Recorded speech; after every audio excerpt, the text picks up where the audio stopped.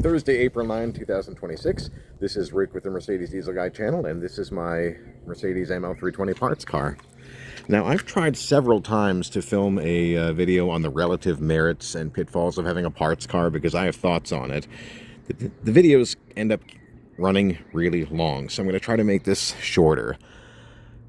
Anyhow, so just a brief history on this one. I bought this not at the exact same time, but I essentially bought it with my Mercedes ML320 driver. Bought it from the same person, kind of weeks apart. They wanted to sell them as a package deal. At the time, I thought it was too expensive, so I bought the one that would drive and then second-guessed the decision. Went back to them a few weeks later, and they obviously had no takers on the parts car, so they let me have it really cheap. So I've had it here now in the driveway since, I want to say October of 2023. So that's 2.5 years. And I never intended it to be here this long. I got most of what I needed off it right away, and it's been sitting up here on jack stands. And I decided that I really just wanted to get it out of here and free up the space for my next project. So I have been taking it apart, and like I said, there's reasons to get a parts car, there's reason to avoid it. The biggest reason, and it is a big one, is you may end up getting the parts you need a lot cheaper buying the car as a whole. I would advise, don't let a seller value a parts car based on what all the individual parts are worth. Because realistically, all the parts on a parts car aren't going to be good. And even if they say it's all good, ran when parked, you're going to run into stuff probably that just isn't useful. Stuff that probably is way past its service life. So, and obviously on this car, there are things that just weren't useful, weren't good. The engine was junk. So, really, my advice is if you can, make sure you pay about scrap value for a parts car, because that's what they're going to get, selling it to a junkyard. Obviously, if you're dealing with a more popular enthusiast type vehicle, you may end up having to pay more. But but like I said, you can end up getting what you need a lot cheaper than buying individual parts from a junkyard or buying new parts. Just you're gonna have to do your research on that. But in this case, yeah, it was worth it for me to own this parts car. I have a great deal of it disassembled now,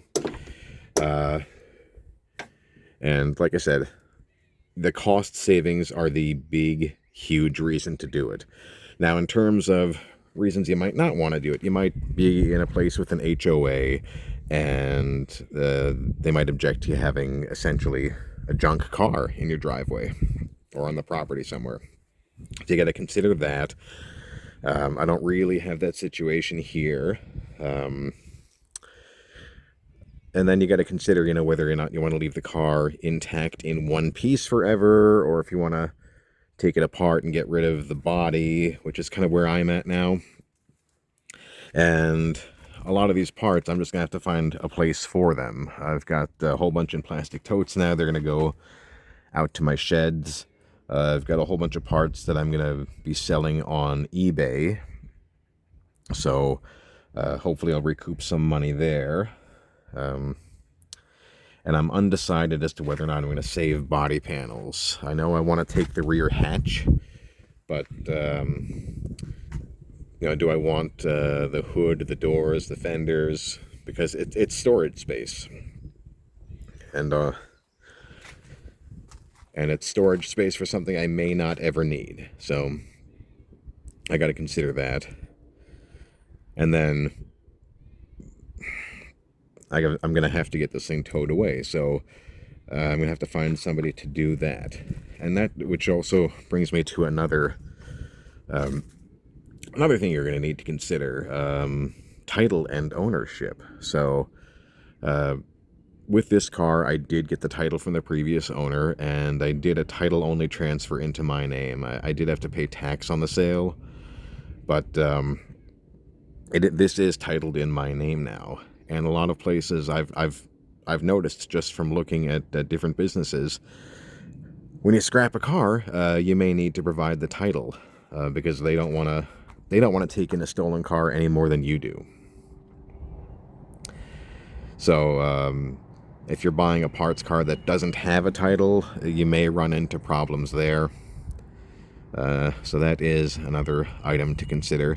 Overall, this really worked well for me. This situation might not work as well for somebody else.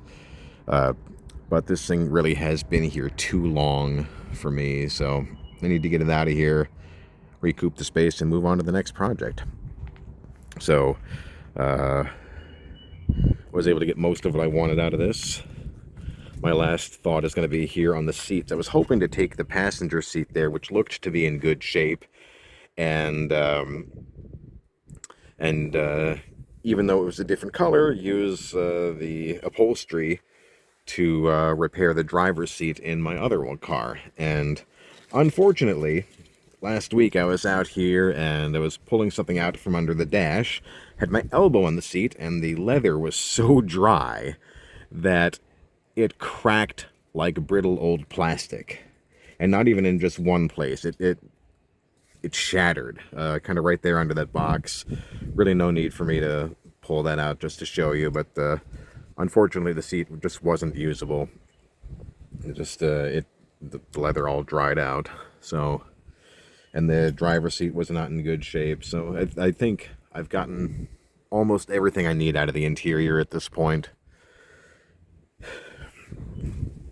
But then I'm gonna have to, pull the parts out and store them.